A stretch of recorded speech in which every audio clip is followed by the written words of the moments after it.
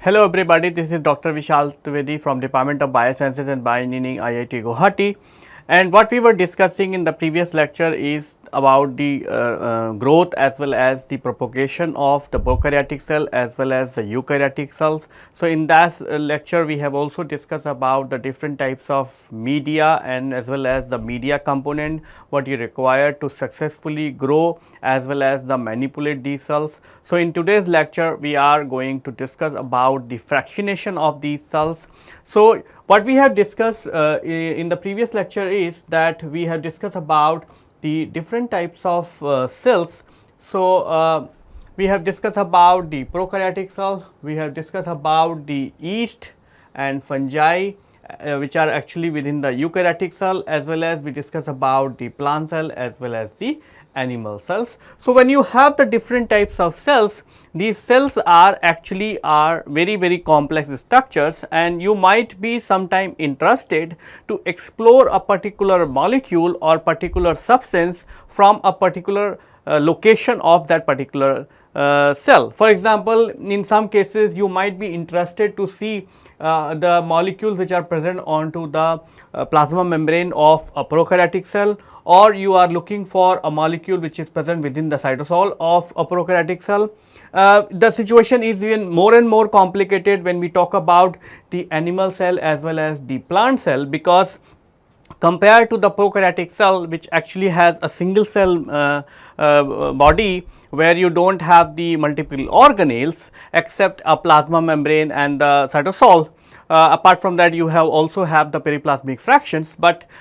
besides a very simple structure, the eukaryotic cell actually offers many more complications. For example, you have the nucleus, you have the different types of organelles like endoplasmic reticulum, mitochondria, lysosomes, Golgi bodies, and all other kind of organelles. And in addition to that, when we talk about the plant cells, the plant cell also contains the cell wall as well as the plasma membrane and all other kinds of organelles like chloroplast, nucleus, and so when you are looking for the isolation of a particular factor from the particular region of a cell, whether it is belonging to a mitochondria or chloroplast or endoplasmic reticulum or lysosomes, the things becomes more and more complicated. So, in today's lecture we are going to discuss about how to fractionate the prokaryotic cell as well as eukaryotic cell to isolate the protein of your interest from a particular cell organelles or a part of the cell. So, we will start with the prokaryotic cell. So, in the prokaryotic cell you have, so this is a typical bacterial cell where you have the plasma membrane, and outside the plasma membrane you have a cell wall, and this is the flagella which actually allows the movement of typical prokaryotic cell. And within the cell wall what you have is you have the two layer, one is the outer layer and then you have the inner layer, and in between the outer layer as well as the inner layer you have a space which is called as the periplasmic space. So, what you see here is the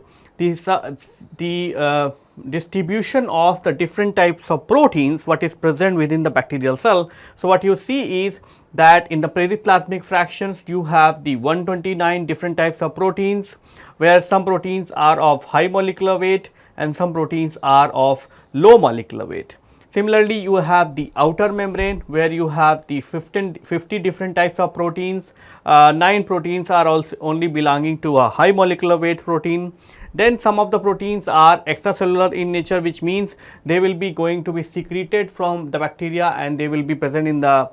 into the media of that particular culture.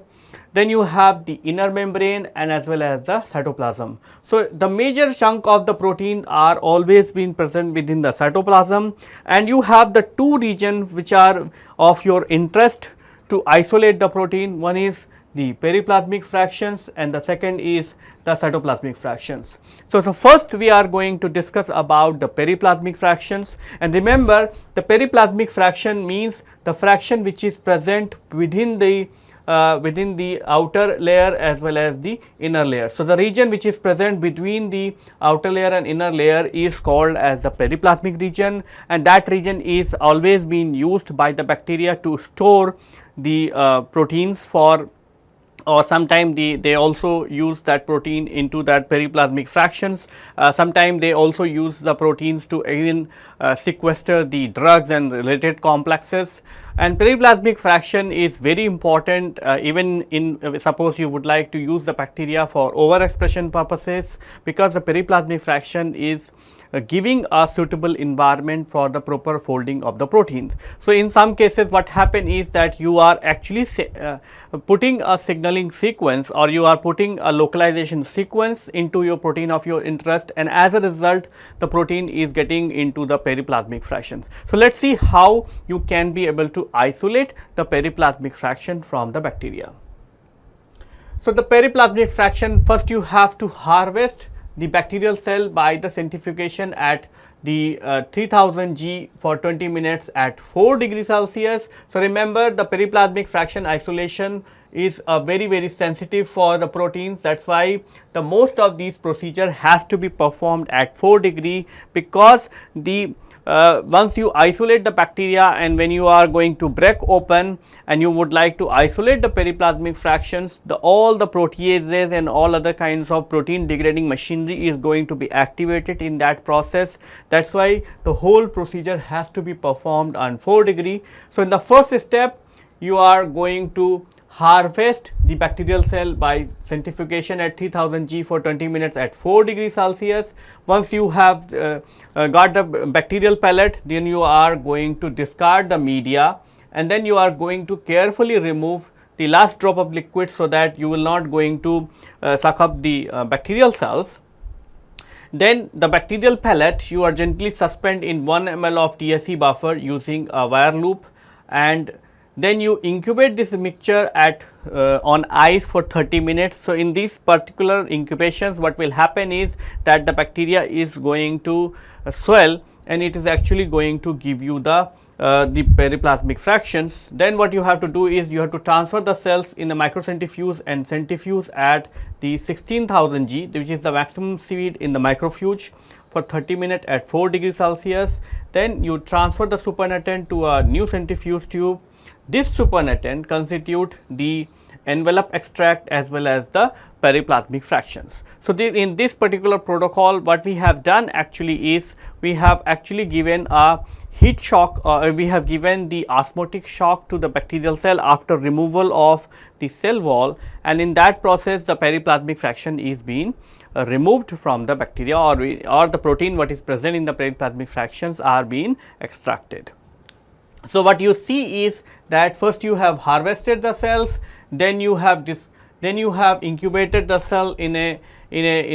TSE buffer, and that actually is good enough to give them a shock, and then you are actually centrifuging that, so that the supernatant will going to contain the periplasmic fractions and the pellet is going to contain the other part of the cell. Apart from that, you can also do the isolation of the cytosolic fractions. So, there is no special way of doing of isolating the cytoplasmic fractions. What you have to do is you have to take the bacterial cells, and then since the bacterial cell does not contain the organelles, the isolation of the cytosolic fraction is very easy, because what you have to do is you have to take the bacterial cells, then you have the multiple options like through which you can actually break the cells. So, you have to first break the cells with the help of the different types of the cell disruption methods. So, there are mechanical methods, there are the enzymatic methods, and there are the physical methods. For example, you can use the thermolysine, you can take the osmotic fragility, you can take the help of the detergents. In case you are looking for only to prepare the cell lysate, you are not interested to isolate the active protein, but if you are interested to isolate the active protein, you can even use the mechanical methods, like you can use the homogenizations, you can use the other kinds of mechanical methods, and as a result what will happen is it is actually going to give you a the cell mixture, like where it is actually going to contain the broken cells and plus the supernatant, and then what you have to do is you have to centrifuge this mixture at the 16,000 G for 20 minutes, and as a result you are going to get two fractions. You are going to get the pellet fractions, you are going to get the supernatant fractions. This pellet fraction is only going to contain the broken cells, and that you can actually discard, because these broken cells as well as these are actually going to have the cell wall and all those other kinds of material, whereas in the supernatant you are actually going to have the cytosolic fractions.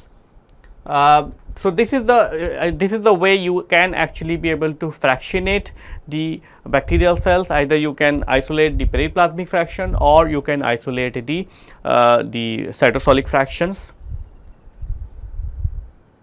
Now, compared to the prokaryotic cell, which are actually very simple and where there is no where there you do not have the multiple organelles, the isolation of the proteins from the different organelles or even within the present cytosol is very complicated. When you talk about the eukaryotic cell, for example, you are talking about the animal cell or to the plant cells. So, in the case of plant cell, you are going to have the problem of cell wall, which is actually going to be broken down. Then only you can be able to access the plasma membrane, you can be able to access the organelles, whereas in the case of animal cell, which is actually going to be very sensitive for any kind of treatment, you have to be very careful about the osmotic fragility, and you always have to very sensitive about there should be no change in the osmomolarity of the solutions, because as soon as you change the osmomolarity of a solution and the mammalian cells are present, that itself is going to break the cells. They might also disturb the overall distribution of the protein within the organelle as well, and as a result you are not going to get the good recovery of your protein from a certain organelles. For example, if you are interested to isolate the protein from the mitochondrial fractions, but by mistake if you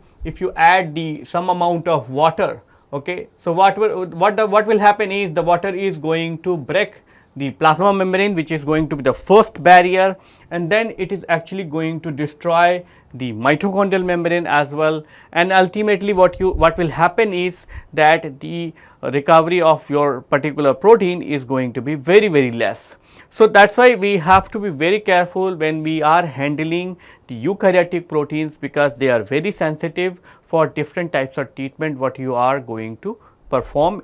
during the course of different types of experiments, or when you are actually going to isolate the different proteins from the different locations of the cell.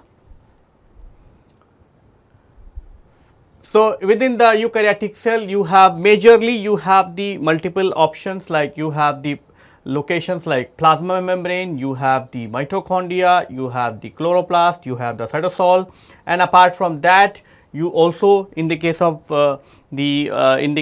plants, you might have the chloroplast and you might have the cell wall as well.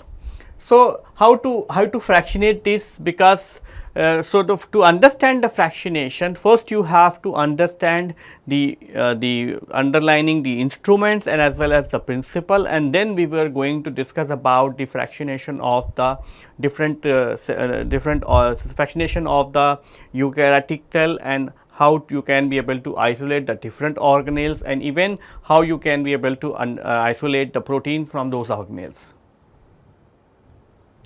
So, for the fractionations you might have to require the different types of centrifuges. So, this is the microfuge, which is actually a very low speed centrifuge. Then you have the high volume high speed centrifuge. It actually can also go to the 4 degree as well as can be 37 degrees Celsius, and then this is the high speed centrifuge. This is the centrifuge what you use for cell culture purposes, because it also can have the flexibility of putting the different types of rotors, like you can have the fixed angle rotors or you can have the plate rotors. And this is the centrifuge what you have is called as the ultra centrifuge, because it actually can go up to the ultra high speed speeds, and it actually can go even up to the 1 lakh G actually. So, that actually is required to isolate the different components of a cell. This is a typical rotor what you use in a ultra centrifuge when you are using, and these rotors are actually being made with a very strong metal, so that when they are rotating at a very high speed, it actually withstand that kind of high pressure. As far as the centrifugation is concerned, the centrifugation can be done in two ways. Either you can do a differential centrifugations or to the density gradient centrifugations. The basic principle or the underlying principle of the centrifugation remains the same, and I think you remember when we were talking about the maintenance as well as the operation of the centrifuge, we have discussed about the basic principle. So, the basic principle is that when you are rotating a object around the axis, it actually experiences the two forces, the centripetal forces which is actually towards the axis, and the centrifugal forces which is actually away from the axis. So, if you are actually rotating a object and around an axis, so what will happen is you are going to have the centripetal force towards the center of this towards the center of the axis, whereas you are going to experience the centrifugal force which is away from the axis. So, you can imagine that if you keep this object into a append off or into a tube, this object will try to move toward this side, but this object is present in a liquid. So, this liquid is actually going to oppose the movement of this object. So, what will happen is when the object is trying to move towards the away from the center because of the centrifugal force, which is actually going to be F3, it is actually going to be opposed by two forces. One is called as the buoyance forces. So, that you can imagine that Fb, and then you also can have the frictional forces, because when the molecule is moving through the viscous material, it actually going to experience two things. One is the buoyancy because of the density of the molecule, and the other one is the friction because the molecule has some size. So, F3 is actually going to equal or bigger than in both the cases. So, F3 can be equal to in the case of Fb plus Ff, when you are talking about the density gradient centrifugations, F3 is going to be bigger to the Fb plus the Ff, because in that case what will happen is the F3 is going to push this object towards the center or towards the end of this tube, and ultimately what will happen is that because the tube is closed from the lower end, the object will go and form the pellet. So, it actually going, it will, if it is traveling and it is traveling because the opposition or because the opposing forces are very less, then what will happen is this object will reach to the end of this tube, and it is actually going to be pelleted down. So, this is the basic principle of the centrifugations as far as the density gradient, the differential centrifugation is concerned, as well as the density gradient centrifugation is concerned. Both of these centrifugations are actually utilizing the centrifugal forces, as well as they are exploiting the size as well as the density of the particular material. So, that is why the sedimentation of a particular object depends on to the different size, shape and the density. So, you can imagine that if you have molecules of different sizes as well as the densities, and if you start doing the centrifugations, what will happen is that the molecules which are of large size, which means of a high molecular weight, are going to be pellet down first. then you are going to have the medium size objects, and then you are going to have the small size object, and on the top you are going to have the solvent. Which means the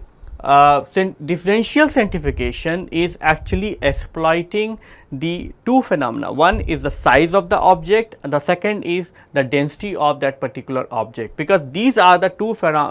parameter which are actually going to decide at what centrifugation speed they are actually going to overcome the Bion's forces as well as the frictional forces of so that they will be get pelleted down. So, you can understand that with the simple thing that suppose we have the different types of objects. For example, you have an iron which is of 100 kg, you can have the stone which is of 30 kg, you can have the another iron block which is of 10 kg, and you can have the stone which is of 10 kg, and then at the end you also have the cotton which is of 8 kg, and you have another block of iron which is 1 kg. So, you know that the iron is the highest density,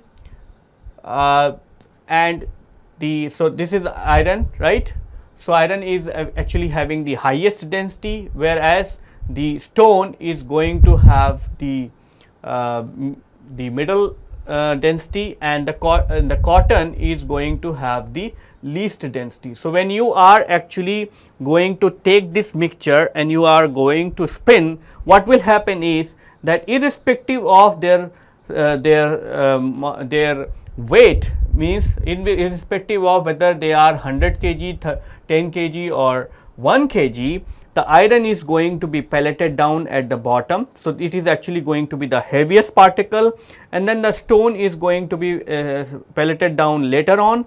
and the cotton is going to be remain at the top. So, which means if you do a differential centrifugations, what will happen is that the iron is going to be pelleted down first, or the iron is going to be pelleted down at a very low speed, because it is actually going to help the centrifugal forces, and actually it is going to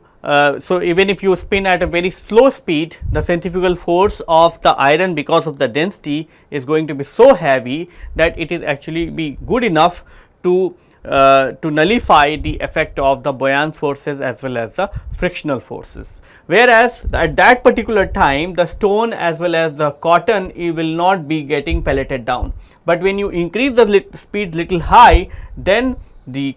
stone is going to be pelleted down, but the cotton will still remain within the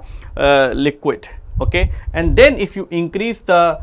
speed further up, because the cotton is going to have the least density, it requires more force and more speed, because then only the centrifugal force is going to be good enough, so that it will be get pelleted down, because the centrifugal force at the end, the centrifugal force has to nullify the effect of the frictional forces as well as the Bion's forces, and that's how actually you can be able to pellet down the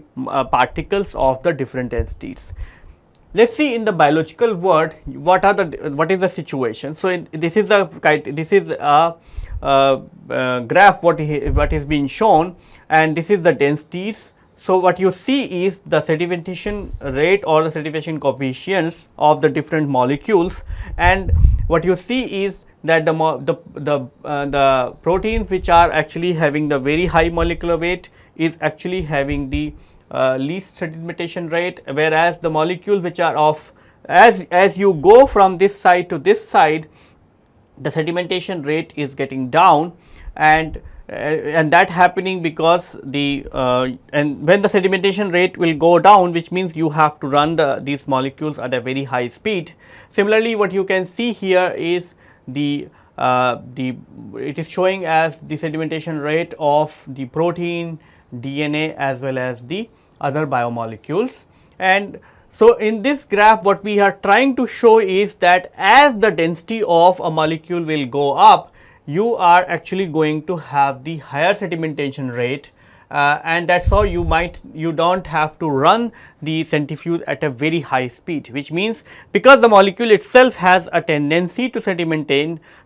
its own, That is why you do not have to spin at a very high speed. For example, the mitochondria is actually going to be pelleted down at a speed of 15,000 G, whereas the protein which is present in the soluble fraction is actually going to be pelleted down at a speed of 1,30,000 G, which means, or any speed which is less than more than 1 lakh G.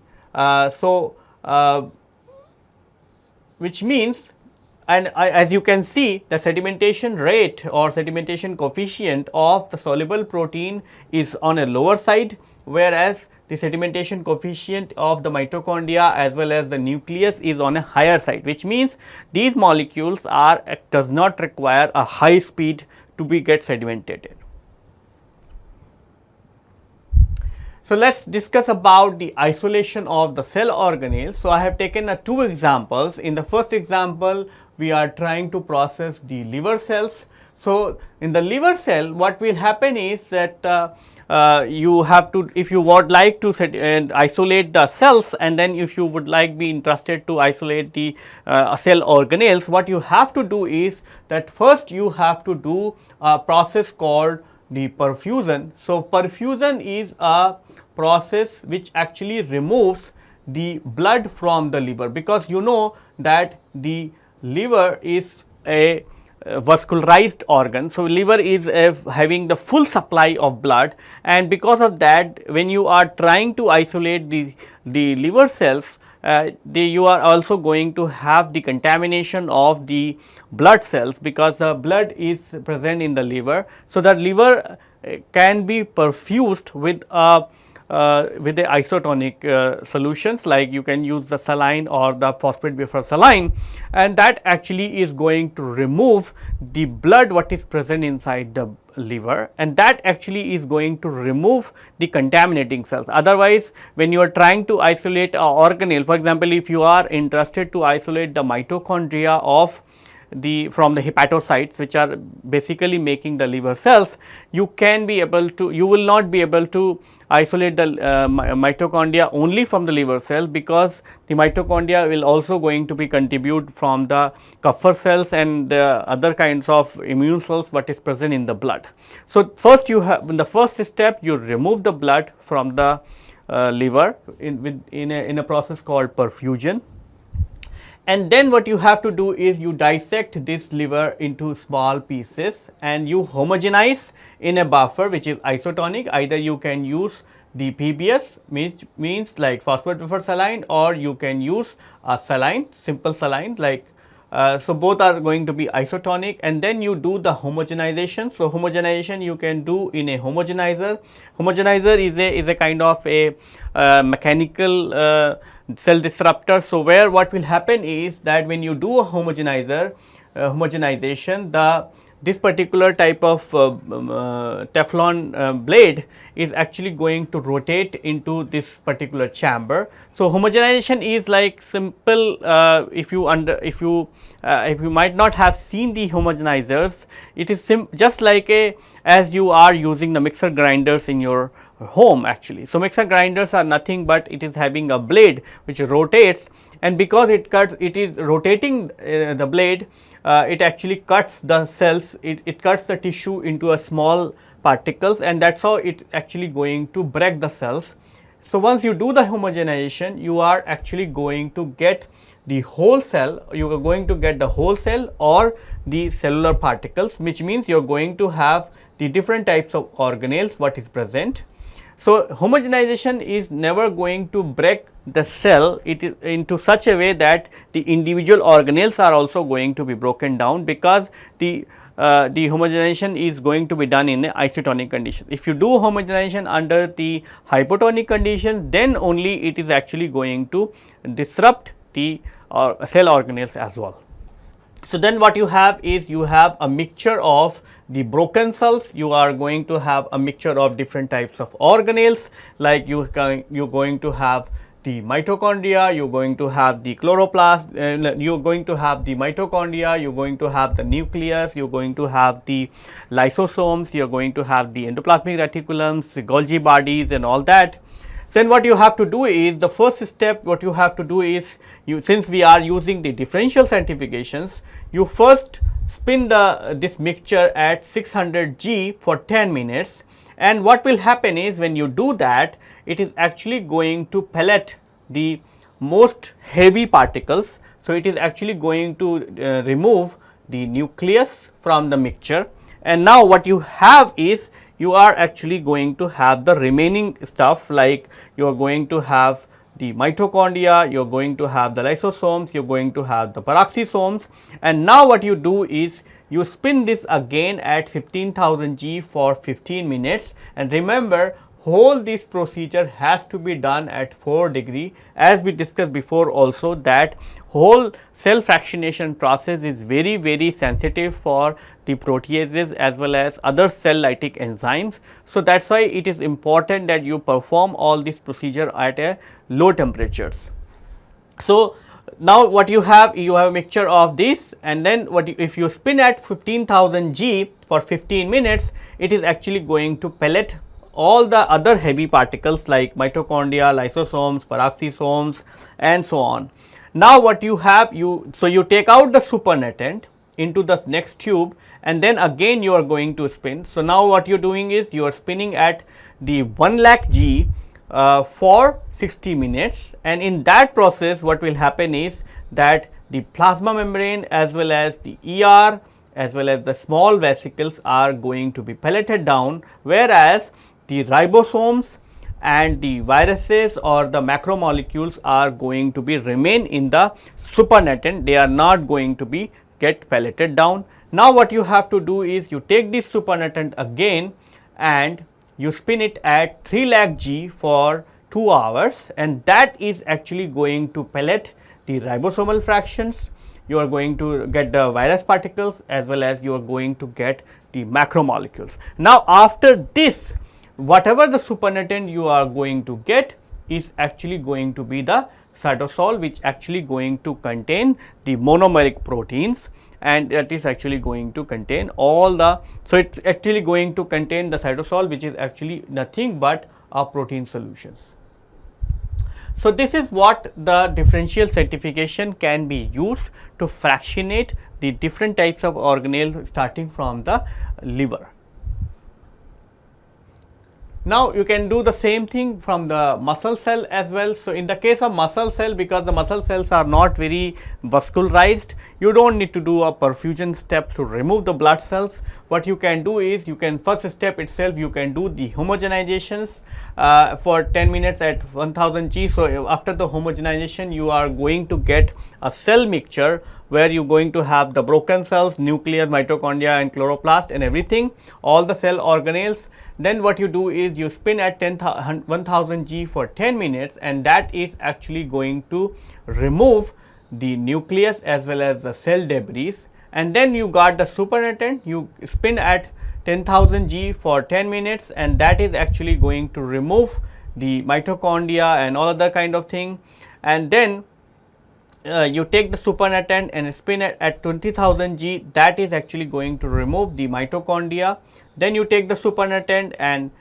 spin it again for 1 lakh G for 60 minutes, and that is actually going to give you the microsomes or the endoplasmic reticulum fractions and the plasma membranes, and then you are going to get the cytosol. And if you are more interested to even isolate the plasma membrane further, then what you can do is, you can do a density gradient centrifugation of these fractions, and that actually is going to give you the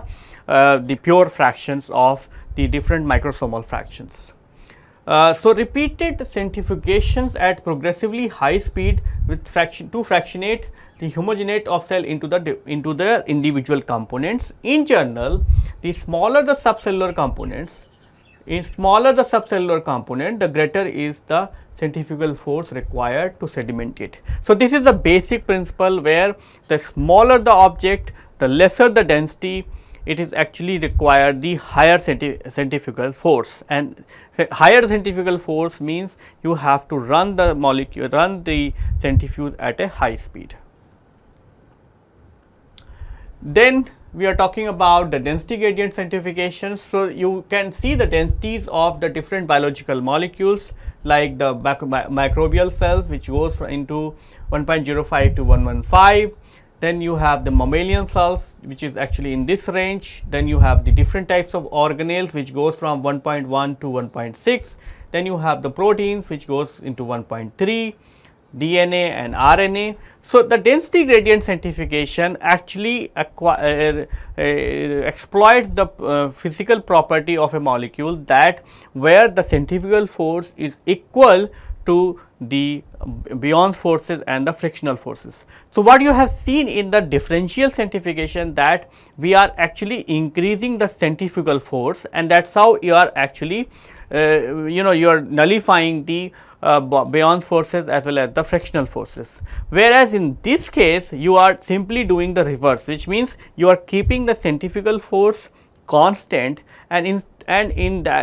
now you are, what you are doing is you are actually increasing the Bion's forces as well as the frictional forces, especially the Bion's forces, and that is how what will happen is the molecule which can be pelleted down in the absence of the Bion's forces, it is now actually not going to be pelleted down, because you are increasing the Bion's forces, and as a result the molecule is going to be remain in the supernatant, and it is going to be localized in a particular region. So, what you are going to do in the density gradient centrifugation is that, suppose I have used a sucrose density gradient centrifugations, and then I have loaded the molecules of the different densities onto this. So, at the beginning all the molecules are mixed and you have a mixture. Then what will happen is, when you run this for 30 minutes, what will happen is that, since all these molecules are having the differential sedimentation rate, because they are actually associated with the differential centrifugal forces. So, what will happen is that centrifugal force is actually going to going to oppose by the Bion's forces as well as the frictional forces. So, if I increase the Bion's forces, or if you manipulate the Bion's forces, what will happen is that the molecules are going to be localized in different zone within that particular supernatant, instead of getting pelleted down, because what you are doing is you are actually manipulating with the Bion's forces, and at a place where they are actually going to stop, which means at this point for these blue color pellets, what will happen is that the centrifugal force for these molecules are actually equivalent or the equal to the Bion's forces to the frictional forces. So, as a result it is actually going to be localized to this. Similarly, this is the location for this. So, at this particular location the forces are now been equalized, and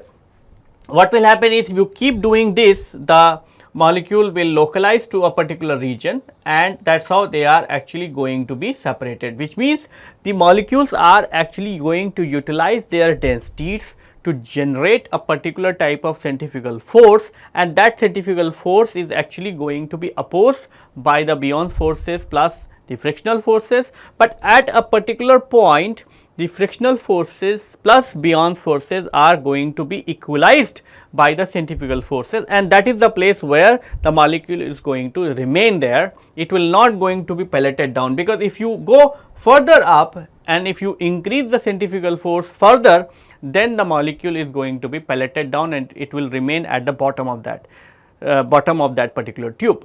So, compared to the sedimentation, compared to the differential centrifugations, the density gradient centrifugation actually exploits the densities of the molecule as well as the densities of that particular the medium as well. So, these are the fractionation, that is the way you are going to do the fractionation, which means when you are going to start. So, the molecules are going to be localized, and then you can be able, so if you want, you can actually break open these tubes and you can be able to collect all the individual fractions.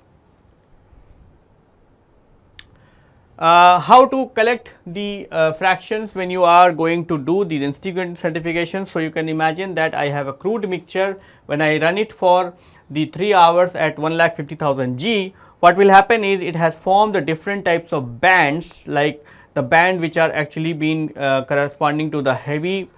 fractions, light fractions, triads, and as well as the surface membrane. Then what will happen is, if I have to remove these, what I can do is I have the two options. Either I can just use the pipettes and I can just suck it. So, I can put a pipette to next to this particular fraction and I can just suck this whole liquid, and that is actually going to remove. Automatic fraction collector for unstable gradients, and in the third case is you can do the freezing and slicing. So, what happen is, in the freezing and slicing, what you do is, suppose this is the fractions, you have the different types of fractions. So, what you do is you freeze this, and then you actually going to cut all these into small slices, and then individual slice you can remove and thaw, and that actually is going to give you that individual fractions. So, this is all about the cell fractionations and how you can be able to exploit the different types of centrifugations. Either you use the differential centrifugations or the density gradient centrifugations